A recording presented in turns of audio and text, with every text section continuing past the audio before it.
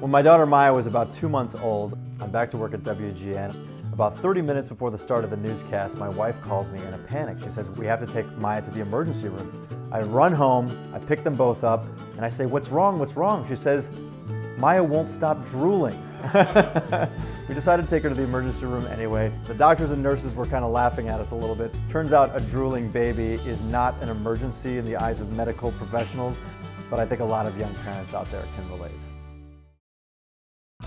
I come from a family of die-hard White Sox fans, and we also happen to be a family of musicians. So when the White Sox asked us to sing the national anthem for opening day, we were very excited and also very nervous. Everyone knows the melody, so we knew we needed to do a good job on this, which is why we practiced for weeks before the actual performance.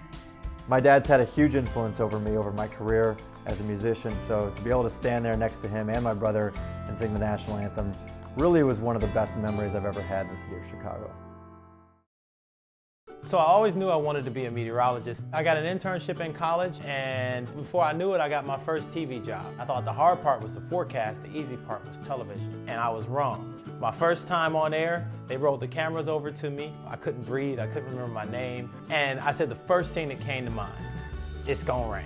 It's gonna rain today, it's gonna rain tomorrow, and it's gonna rain the day after. That was actually the best part about the forecast. I definitely started at a low point. I was born in inner city Cleveland, raised by a single mom. When I went to college, I took some bad habits from high school. My grades were below average. My tuition bill came in, it was $2,000, and I took it to my mom. She didn't have the money, so what she did was endorse her own paycheck. She didn't even have enough to pay for her rent, let alone my tuition. So I had to get serious. I went out, I got 3 jobs, and never asked my mother for money again.